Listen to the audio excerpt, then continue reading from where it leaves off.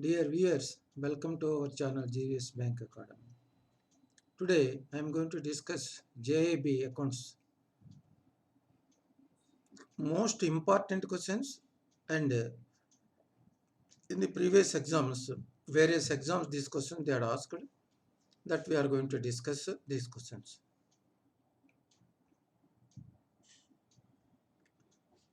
Question number 61.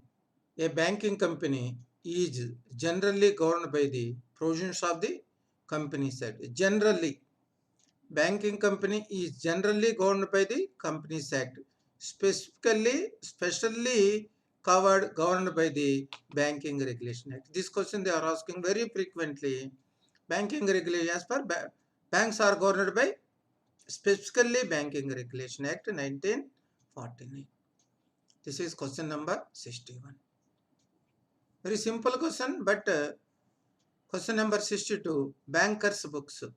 According to section 2, subsection 3 of the Bankers' Books of Evidence Act 1891.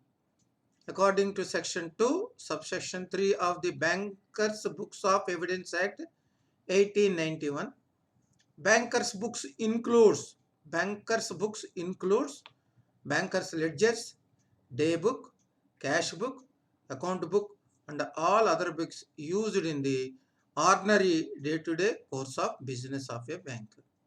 Now, the same topic is there in JAIIB, legal aspects of banking also. Same topic, Bankers' Books of Evidence Act 1891. In the legal and regulatory aspect of also 1 or 2 marks we are getting. In the accountants also we are getting the questions about. So as per this act, whatever the certified copies are given by the banks, that as good as originals in the certified copies, prima facie evidence in the courts of law. That is the Bankers' Books of Evidence Act 1891. The listed banks listed as of today, almost all banks shares are listed on various stock exchanges, either BSE or NSE or the both the stock exchanges. Almost all the banks, they have to comply with the requirements. Even though regulator is RBI, when the bank shares are listed with any stock exchange, the banks has to comply the stock exchange guidelines as per SEBI listing agreement. Whenever the bank shares are going to be listed in any stock exchange, they are entering into an agreement as per SEBI's listing agreement clause. That's why they have to follow the stock exchange guidelines also. So SEBI is another regulator, but the listed banks, they have to follow the SEBI listed agreement at the time of listing the shares in the stock exchanges. That is question number 63. SEBI is regulator for capital market. Banks are regulated by RBI, but the listed banks, they are not only to comply RBI, they have to comply all the guidelines of SEBI regarding listed agreement as per. Question number 64. Rebate on bills discount. This is when banks are discounting the bills, for example, 3 months or 4 months, 6 months. Sometimes normally banks are going to discount 3 to 6 months bills, normally and generally.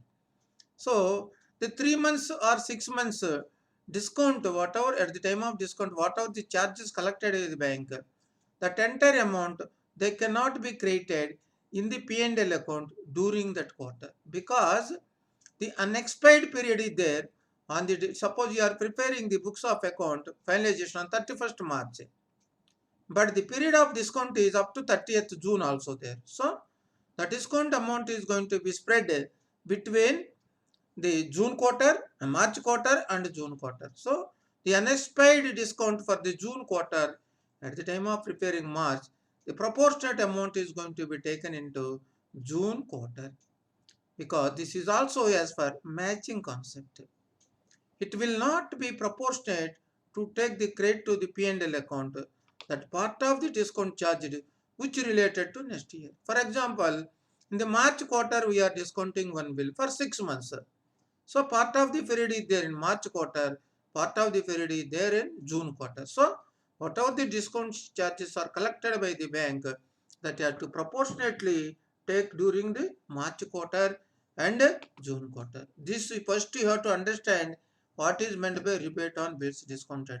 Compulsory question they are asking in examination. 65 types of companies based on ownership, shareholding. Private company, minimum 2 share members, maximum 200. Ownership means shareholders. Public limited company, minimum 7 shareholders, maximum unlimited.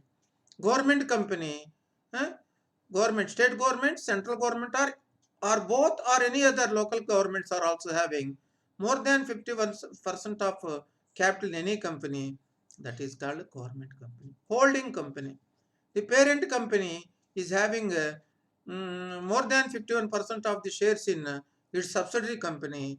That is, parent company is called as holding company. Its subsidiary company is called as its subsidiary company of the holding company. We are having so many examples. SBI is there, SBI Life. Same manner, SBI Cards. Same manner, all banks, all companies, they are having so many subsidiaries based on ownership. This is about 65. The same topics are also there in legal and regulatory aspect of bank.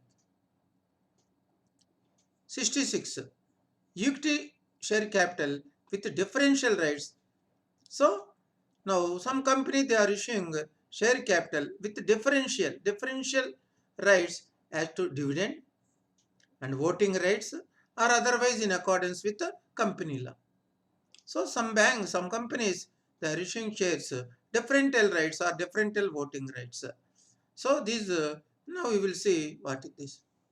Shares without voting rights or shares with non-voting shares. So these shareholders are not having any voting rights in the company meetings, either general body meeting or extraordinary general body meeting also. Such shareholders are entitled to receive all right issue and bonus issue. Normally, right issue and bonus issue are issued to the existing shareholders. That's why these shareholders are not having voting rights, but they are having right to receive rights issue, bonus issue. But they are not enjoying the voting rights. As per the amendment of the Companies Act, only out of total capital, only 74% of the paid-up capital of the company can be issued as equity shares without voting rights. Now, in the textbook, that is differently it is there. Now, this is as per latest Companies Act amendment. Only 74% of the paid-up capital of the company can be issued as equity shares without this is the maximum. This is the as per amendment, but in our textbook that is different. My participant have to note it accordingly. This is voting, differential voting rights. Categorization in the company balance sheet. They are asking one or two questions. They are asking some item where it will be paid in the company's balance sheet as per Companies Act 2013. Companies Act 2013. Goodwill, it will come under fixed assets but intangible assets. Comes under goodwill, under fixed assets but intangible assets. Plant and machinery comes under fixed assets, tangible assets. Here goodwill, intangible assets, fixed assets. Accumulated losses. Why I had given only these two? Remaining are easy, but these two are complicated. Accumulated losses, other non-current assets, we are showing it, but these two, as per Companies Act 2013, company's balance sheet, where goodwill appear, yes, under fixed assets, intangible assets. Where accumulated losses, other than other non-current assets. This on this, we had already uploaded a separate company's balance sheet as per this we had already uploaded separate. Question number 68, transfer pricing.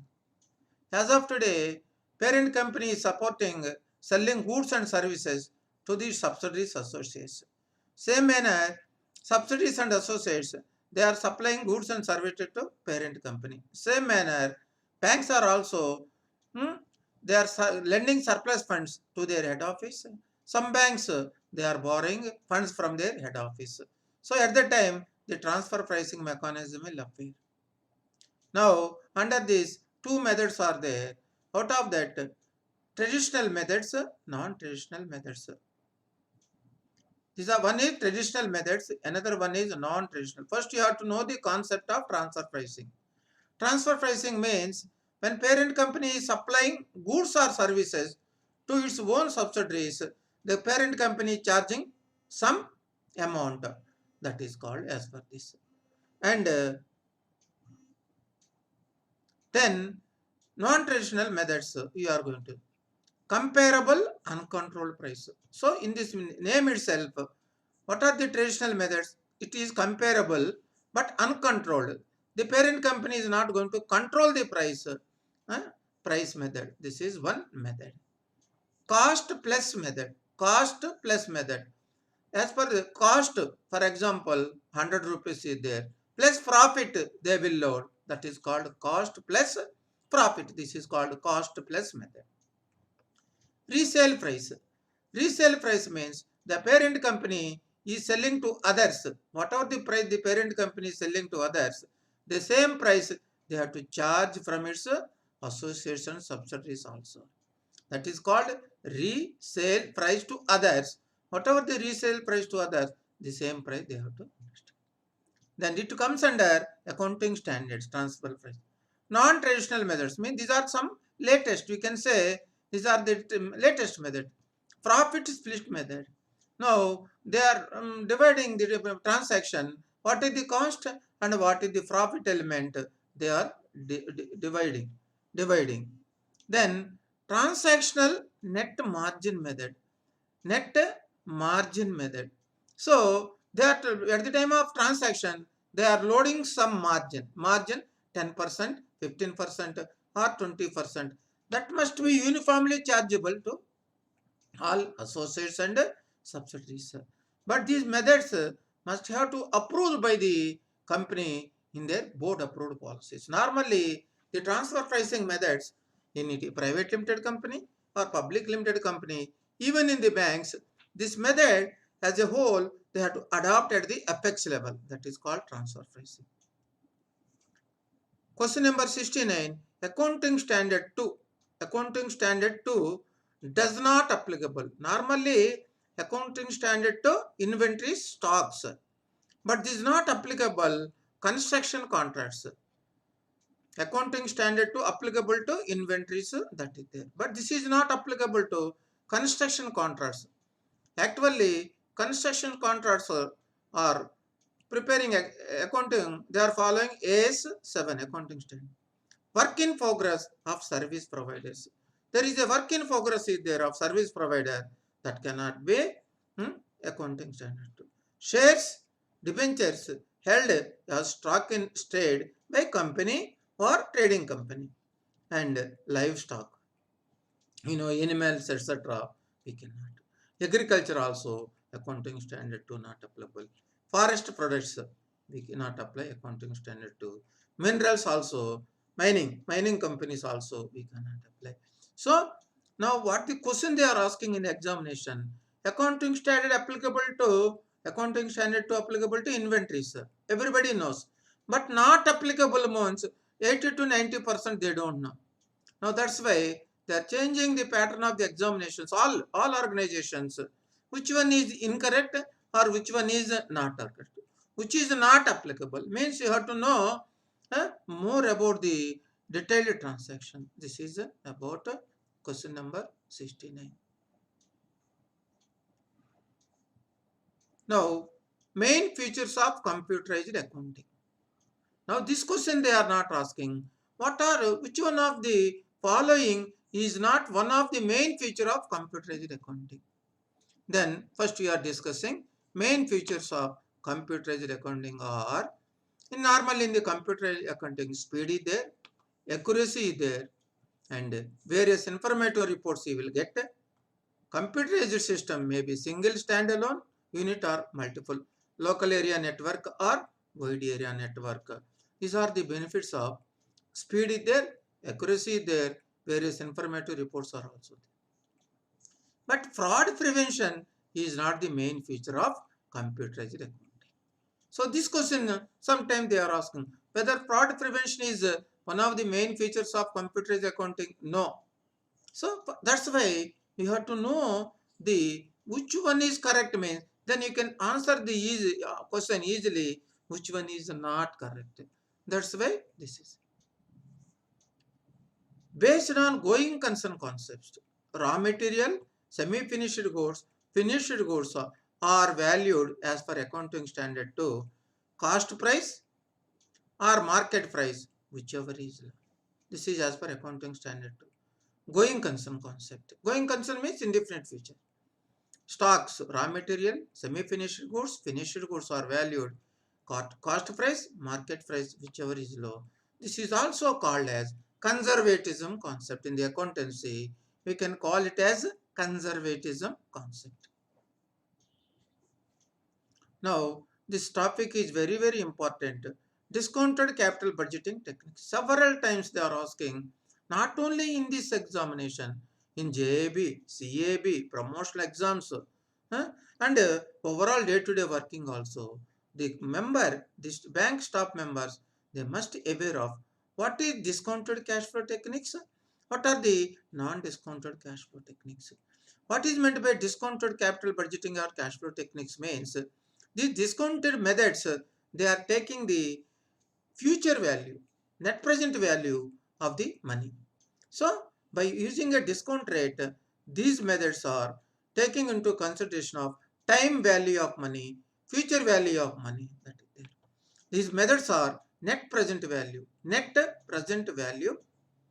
IRR, internal rate of return, and benefit cost ratio, that is profitability index.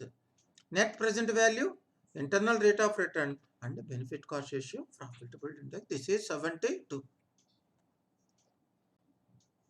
Non-discounted capital budgeting. Non-discounted capital budgeting techniques means these non-discounted methods, these methods are not recognizing the time value of money.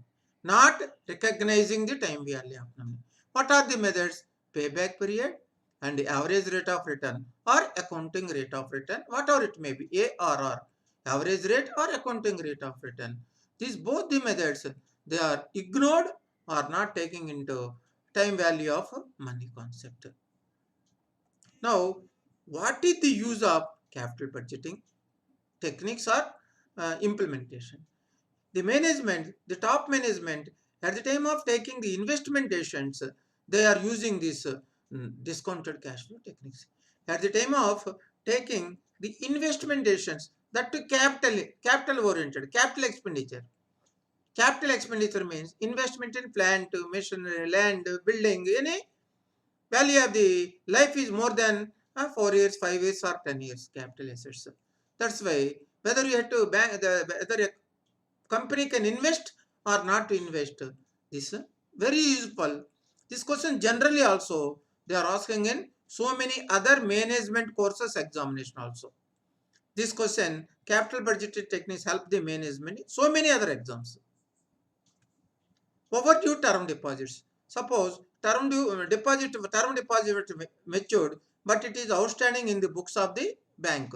That is part of demand deposits. Overdue term deposits are part of demand deposit. Simple question. BR Act 1949, Section 9. What Section 9 says?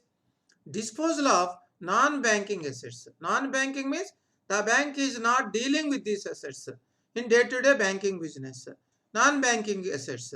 No banking company shall hold any immobile property for any period exceeding 7 years. If a banking company is not using these assets and they can use maximum 7 years. And if the bank was not sold or not removed from its balance sheet, they can take RBI permission and they can use another 7 years.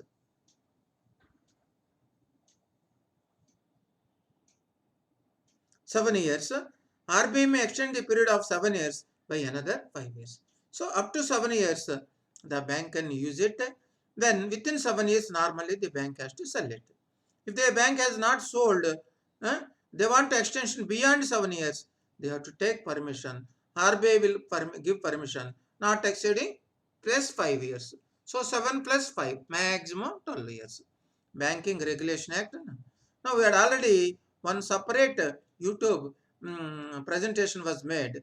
Banking Regulation Act, separately some 2025 important sections. Now, adjustment entries. This question every time, every examination in the accountancy paper, 2 or 3 questions they are asking. That's why I am presenting in a tabular manner. Why? It is compulsory question, not 1 mark. At least 2 to 3 minimum marks on number 2. If any member participant is answering these questions correctly, I think he will score more marks, because it is a discussion is 2 to 3. Sometimes they are asking 4 marks, minimum 2 to 3. Now, this is particulars, trading and profit and loss account or balance sheet where you can. Adjustment entries means in compliance with matching concept. Matching concept. Sometimes either in the companies or in the banks also, we are doing some adjustment entries at the time of annual accounts or March 31st finalization of accounts. Either companies or banks or organizations. What are there? Closing stock. A bank or a company is having a closing stock. The closing stock is going to be shown under trading account, credit side closing stock. Closing stock, the company is going to shown under trading account, credit side closing stock. Now coming to balance sheet. Where it will come in the balance sheet? It will come balance sheet, asset side, current asset, stock. One is closing stock in the trading account, another is current asset stock. So each adjustment entry is going to be reflected in 2 places, either trading account or profit and loss account, number 1. Number 2, balance sheet. Now this is outstanding salaries. What is meant by outstanding salaries? The company has taken the services of the employees. The company has utilized the services of the employees but not paid the salaries at the time of preparation of statement of accounts or balance sheet. What is there? Now, whatever the outstanding salaries are there, as per matching concept, the company had to debit to profit and loss account. For assessing the correct profit and loss account, debit P&L, outstanding salaries they have to debit. This is one side is over. The next side, so each entry debit and credit. Here debit, credit, current liabilities. Balance sheet liabilities, current liability. This is the, so outstanding salaries are debited to P&L account, outstanding salaries, and credit current liability. Why we are debiting to current liability? Showing current liabilities means payable within next 12 months from the date of balance sheet. That's why outstanding salaries we cannot defer for a longer period. You have to pay next month or maximum 1 or 2 months. That's why current liability. Income tax provision also. We are not now on a provisional basis. We are debiting to debit profit and loss income tax provision to tax provision we are debiting. Same manner we are parking in current liability. After finalization, correct assessment, this liability is going to be wiped off. We can pay the income tax to income tax department. This is 2R expenditure. Advance rent paid. We are preparing the balance sheet as on 31st March, for example. 31st March 2021. We had paid advance rent up to 30th June 2021. So 3 months advance rent we had paid. So that 3 months advance rent will come into next quarter. That's why whatever you had paid, again we are creating or less P&L rent account. So again we are reducing or we are creating. Whatever you are debited, we are creating or we will reduce from P&L rent account. Then temporarily we are showing under balance sheet current assets advance rent paid. advance rent paid is this advance rent paid is going to be utilized during the next quarter because you had paid for the quarter. That is advance insurance premium paid. Same manner. Now, 1st January you are paying a premium of 12 lakhs for example. 1st January 2021 you had paid a premium of 12 lakhs. We are finalizing the balance sheet as on 31st March 2021. So, up to 31st March, the current quarter, the only insurance premium liability, insurance premium expense is 3 lakhs only. Remaining 9 lakhs, we are going to credit or reduce the credit the P&L advance premium account. Less means credit to P&L advance premium paid, and we are showing it as part of current assets. Current assets advance insurance paid. Accordingly, you will appropriate the advance insurance paid quarter ways. This is called. So the members have to understand this. Even though this is a little bit complicated, but in the banking industry, every quarter bankers are doing these adjustment entries. So that's why this is very, very important. Compulsory equivalent to 2 or 3 marks question in each and every examination. Every time. Now 78. This question for feature of shares. Compulsory 2 or 3 marks question in each and every time in every paper. General entry for feature of shares. If a shareholder who has not paid the full amount of the money against that share, the company, by giving a 14 days notice, the board of directors will take a call and they will issue a notice, 14 days notice. Even after that notice, the shareholder is not coming for payment, the company is having right to forfeiture of shares. At the time of forfeiture of shares, what is the journal entry in the company books? That is the question. Now, share capital account debtor. Share capital account debtor. How much we can debit to share capital account? Number of shares forfeited. How many number of shares you had forfeited into amount called up for share. Now, number of shares forfeited and how much the company was called against these shares. That is called per share. For example, 100 shares are there. The company was called 9 rupees. 100 into 9, 900. So, share capital account debtor 900. Out of 9 rupees called amount, the party paid only 8 rupees. For example, I am telling. So, calls in arrears. Out of 9 rupees, he had paid only 8 rupees. So, arrears are 1 rupee. So, calls in arrears. 100 into 1 rupee, 100 rupees. How much he had paid? 100 shares into 8 rupees he had paid. Forfeiture shares account, amount already paid, 8 rupees, 8 into 100, 800 rupees.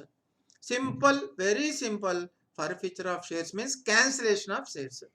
And at the time of cancellation, whatever the amount paid by the shareholder, that amount is not going to be given back to the shareholder. That is there. Why the company is doing the forfeiture? Part amount was paid, part amount was not paid. Compulsory question. This. Now, again, after forfeiture of shares, the company is going for reissue to others. Same shares are going to be reissued to others. What is the entry? This is the point now. At the time of reissue, the bank is getting some amount that is called bank account debtor. The bank is issuing the shares to some others. So company is getting cash.